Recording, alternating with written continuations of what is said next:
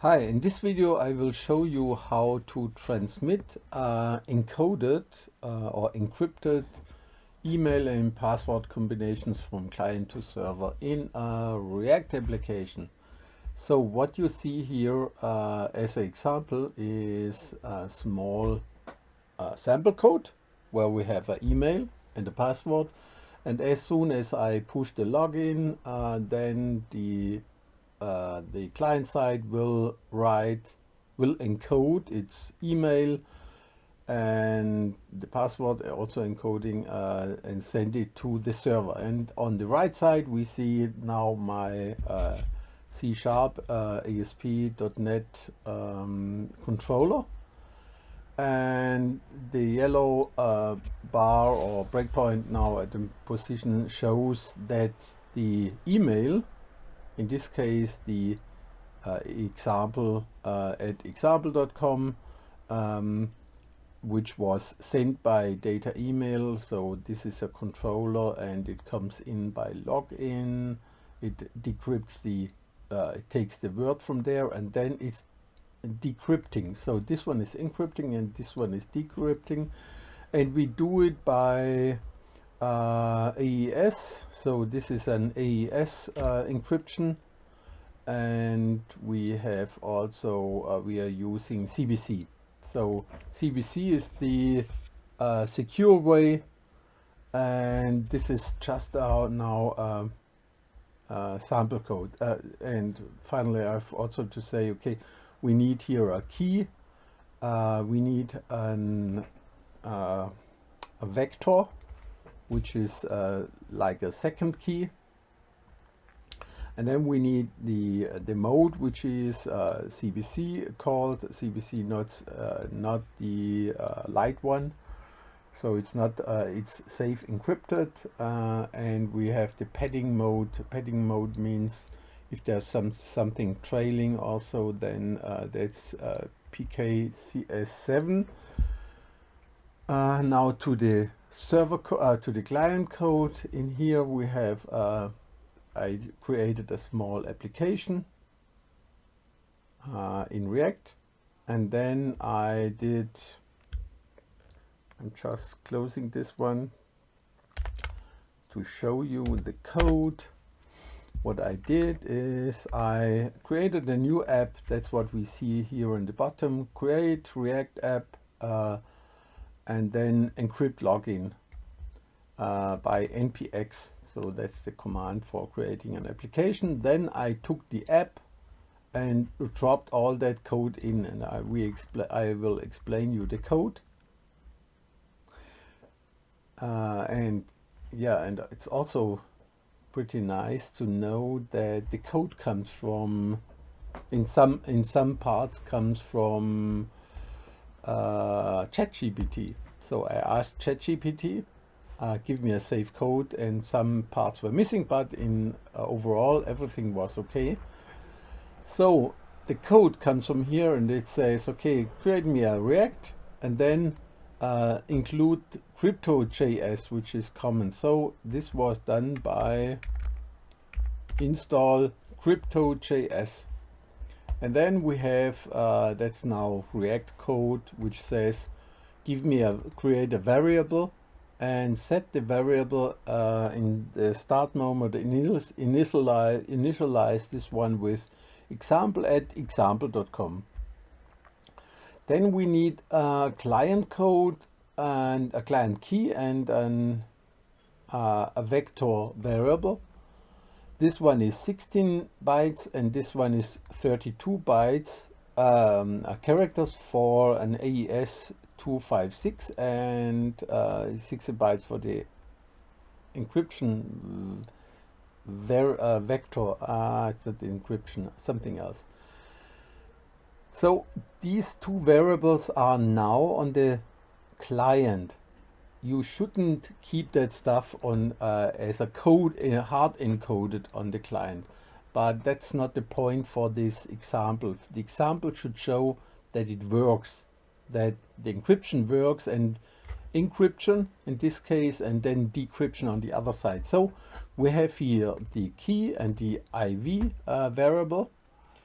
And then we say when the code comes in and we push the button, then the code says, first of all, event prevent default, so that it doesn't jump around. That's React stuff.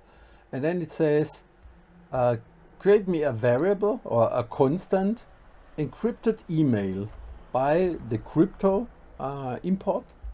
Take the AES and encrypt the variable email in this case, so that a connection from outside can't read what is the email. So when you move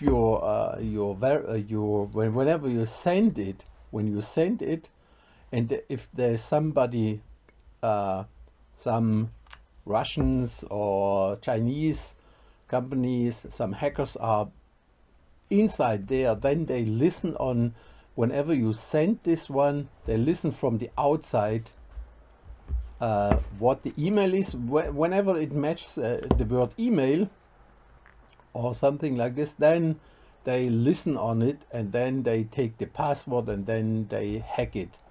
That's why you have to decode it or encode it, unless even if you have here HTTPS as a transmission, which is there is no route around anymore, but still it's possible that that on the way the keyword email or password is hacked. So now we go on in here. We say that's the encryption, crypto AES encrypt my email. That's my sometimes called ciphertext or something, the word which may be encrypted. Use the key which is in here. We say take the UTF-8, take some characters which are in here and parse them and create a byte array. And this one is, take this one and create a byte array.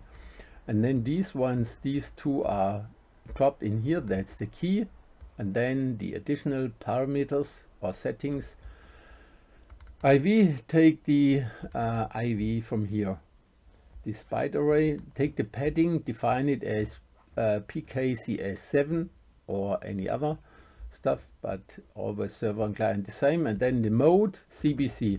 That's the secure mode. The other ones, the smaller one is not that safe. And with not that safe, I mean you will sometimes find the samples with ECB, and ECB doesn't have the IV vector, so this is not safe. That's not really safe, and that's why we take CBC. At least that's a higher mode. And then when we have encrypted it, then we post that stuff to, that's common stuff. We take it in the header, our stuff, and then we send it. We send it here, then response, join data. Where's my fetch? That's my fetch command. Try the fetch command, and then that's the asynchronous answer. It comes in there, and then it says, what did the server say? So that's client code. It's not something special. And we listen on the other side. That's our server. Whenever you write something in there, then the server comes in here. That's not this one here. Whenever you post something, then the code comes in here and says, here is my login. We push it there. Now you see that's the cursor. We come to the login, and in our server we have define a key. That's the again 32 characters for AES 256. Then the IV vector is 16 bits, so this is 16 characters. And then we say we jump into the entry point. The data which are coming in are in encrypted data like this. So this is C#, and then with the encrypted stuff, F10, this will be transmitted on the way, on the fly. So it's somewhere on the bottom. That's a model, and then we see here that's the data email is the word which is coming in. So when you see this one, you see the server, the client has sent me the email which is called example@example.com. That's the stuff, and it's a Y1 epsilon1 DCB something else, and always very often ending with a equals sign. And then we are decrypting it, and the decryption now is, I'm going into detail, F11. F11. Then we say take the ciphers, take the text which is coming in, that's this one, and convert it to a buffer. And then then we are setting up our decryption stuff. So we say create me an AES. The AES is available when you including here system security cryptography. And then we say the key is, again, the key which we have, that's our encryptions, encryption, decryption stuff, our secrets. That's our secret, and we have set the same secrets in here. We say read-only key and IV vector. So this is, we say encode this one, the key. So that's the key. And when we have a look on the left side now, here we have a byte array. That's a byte array, and that's the readable characters. We do the same with the IV vector. We say 16 characters go to a byte array by byte 16.